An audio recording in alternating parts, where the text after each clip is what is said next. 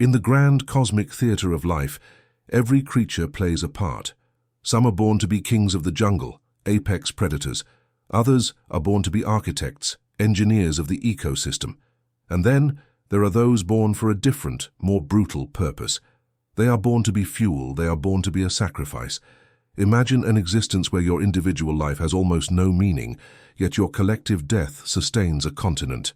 Imagine being born into the coldest, darkest, most hostile environment on Earth, where your entire life is a frantic dual hunt, the hunt for food, and the endless, terrifying ordeal of being hunted from every conceivable direction. You are a single, sentient calorie in a living river of flesh, a tiny, beating heart, in a system that demands your consumption. This is the life of the Antarctic krill, a creature whose name, Eupausia superba, belies its grim reality. Is there a more fundamentally tragic existence? To be a tiny feast in an endless hunt.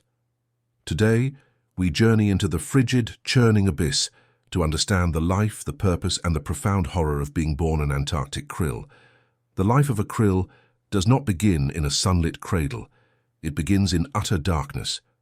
A female krill releases thousands of eggs not at the surface, but deep in the water column. These eggs, denser than seawater, begin a slow, lonely descent into the crushing pressure of the Antarctic abyss, some sinking as far as 2,000 meters, over a mile deep, into a lightless, frozen hell. Here, in the blackest depths, the eggs hatch into a tiny larva called a nauplius. Born with no mouth and only a small yolk sac for sustenance, its first, most desperate instinct is to ascend. It begins a multi-month life-or-death journey upwards, towards the distant theoretical promise of light and food. Paddling against the pull of gravity, it is a tiny speck fighting its way up through a vertical mile of freezing water. Many will not make it. They are born into a struggle for the sky, and their life is a testament to that struggle from their very first breath. If our krill survives its ascent, it finds the surface, the light, and its salvation, the swarm.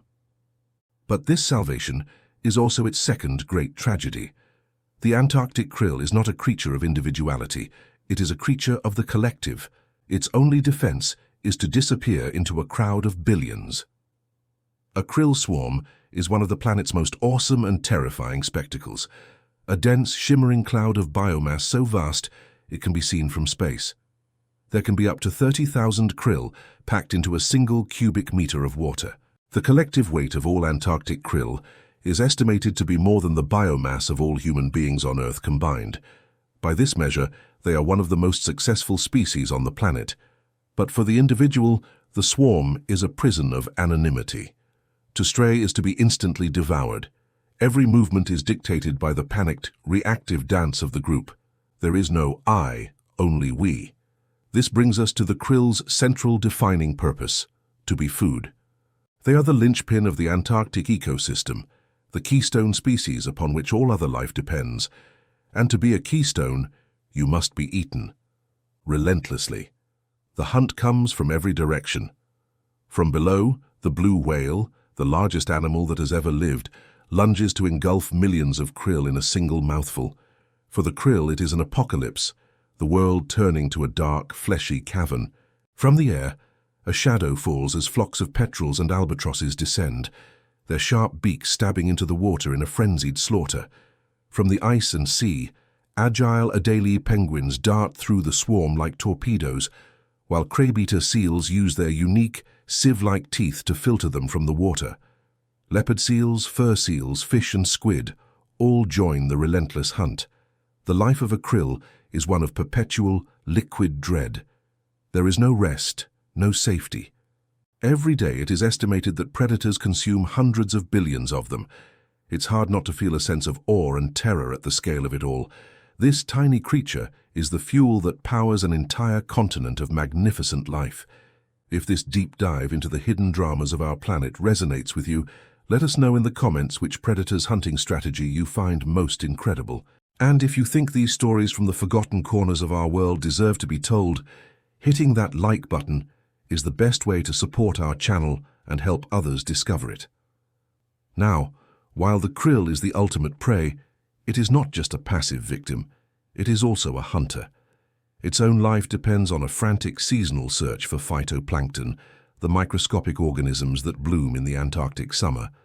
When the sun returns to the pole, the ocean explodes in a green cloud of life and the krill feast. But the Antarctic summer is brutally short. For the long, dark winter, the phytoplankton disappear. Here, the krill must rely on its final, crucial lifeline, the sea ice. As the ocean freezes, algae grow within the ice channels on its underside, creating a kind of hanging garden under the frozen ceiling of the world.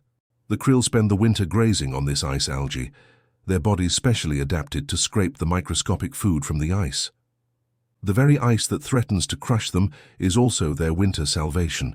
This fragile, brutal balance has existed for millennia, but now the Antarctic krill faces a new predator, one it cannot evade: us.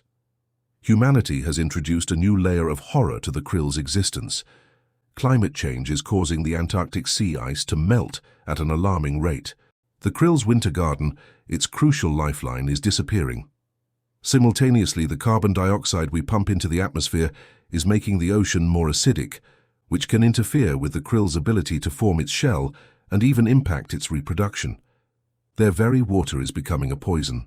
On top of this, massive factory ships now trawl the Antarctic Ocean, sucking up krill by the hundreds of thousands of tons for krill oil supplements and aquaculture feed. We are now in direct competition with the whales and penguins, hunting krill not for our survival, but for our profit and convenience. So we return to the question: is it the worst thing to be born as an Antarctic krill? Its life is an exercise in futility. It is born in the crushing dark and must fight its way to a surface where it is hunted from every angle. Its only safety is to lose its individuality in a panicked crowd. Its success is ultimately to become a more nutritious meal for something else. It is a sentient calorie, and now, on top of this natural, brutal cycle, we have added an existential threat. We are taking away their food, poisoning their water, and hunting them with industrial machines. The krill was born to be a cornerstone of a magnificent ecosystem. It was not born to fuel our industries and suffer the consequences of our global negligence. There is a beautiful, terrible symmetry to the krill's existence. Its individual life is a fleeting spark of terror, but its collective death is the lifeblood of Antarctica. It is a life of cosmic sacrifice, and in a world where we are actively dismantling the systems that allow this sacrifice to have meaning. The life of the Antarctic krill has become one of the planet's most profound and scalable tragedies. The hidden stories of our planet are often the most powerful. If you want to continue to explore the depths and uncover the truths about the world we live in, make sure to subscribe and turn on all notifications so you don't miss our next journey. Until next time, think of the tiny heart beating in the icy dark.